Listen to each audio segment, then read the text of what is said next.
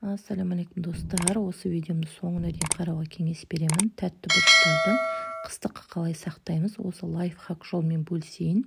Осы жолды пайдаланып жүргеніме 3-4 жылдың шамасы болды.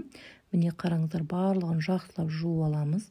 Орамалға үстіне қойып, жақсылап кептіріп, құрғақ қағазбен сүртіп шығамыз. Ең үлкен ірі бөліктерін арнайы коллекцияға пайдаланамыз. Міне қараңыздар, ішіндегі дәнін бәрінен ажыратамыз. Ішіне құрт болуы мүмкін, сондықтан жақсылап қадағалап тексергендеріңіз жөн. Міне көрдіңіздер ме, осылай тазалап аламыз. Және мен арнайы пакет қолданбаймын. Мен күнделікті дүкеннің маечка пакетін қолданамын. Осылай бірінің ішіне бірін салып, 6 дана, 8 дана, 12 дана арнайы қыстыққа мұздатқышта, арнайы морозкіде, яғни мұздатқышта жақсылап сақтаймын. Қысты күндері бұлар өте қымбат болады, сондықтан қыстың қамын жазда ойлау мақсатында осылай барлығын қатырып қоям. Міне қараңыздар, көрдіңіздер ме қыздар? Сіздер де осылай жасайтындарыңызға сенімдімін. Жақсылап тұрып, ауасын шығарып, аузын бүктейміз. Міне қараңыздар, аузын байлаймыз пакетиктің. Міне қарап жіберіңіздер, жақсылап тұрып, ауасын шығарып алыңыздар қыздар. Міне көрдіңіздер ме? Осылай голубцыға қыстыққа дайын. Қыста алып, фаршымызды салып пісіре беруге болады. Міне көрдіңіздер ме? Енді келесі сіздерге борщқа, пиццаға қалай сақтау керек, қалай дайындау керек көрсетіп жіберейін.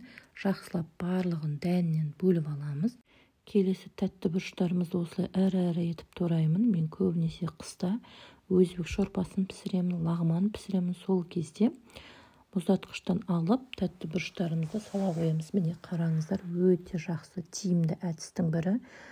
Міне көрдіңіздер ме, осылай ішіне ауасын жақсылап шығарамыз.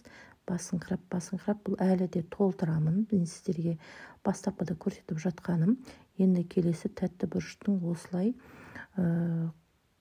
ішін тазалау үшін осылай қолмен басып шығарып аламын. Менде арнайы оны тазалайтын аппаратым болмағандықтан осылай қолмен түсіріп тазалап, жақсылап енді бөліктерге бөлемін. Дәндерін алып тастап, уақтап тураймын. Бұл арнайы борщқа, немесе пиццаға, немесе салатқа осылай алдын ала турап қыстыққа сақтаймын. Жалпы қыз-келіншектер, сіздерді осылай сақтайтыныңызға сенімдімін. Міне қараңыздар, өте жеңіл болады қыста. Міне көрдіңіздер ме, осылай қыстықтың борщына, салатқа, пицца осылай дайындап алам. Арнайы пакетик қолданбаймын. Осы пакет болғанша толтырып тураймын. Міне қараңыздар, ішіндегі ауасын шығару керек. Мен сіздерге тек қана көрсетіп жатырғаным. Міне, және де өз басым қыстыққа не сақтасам да пакеттің сыртына күнін, числосын, не үшін, неге пайдалану керек сыртына осылай жазып қоям. Міне қараңыздар, 17 тамыз 2023, мынау арнайы голубцыға, ал бұл үрлеу туралған арнайы шорпаға, ал уақыт туралғаны борщ пен пиццаға деп осылай жазып қоямын. Ал сіздер қыстыққа қалай сақтайсыздар, соны пікір қалдырып комментарийға жазып кетсеңіздер достар.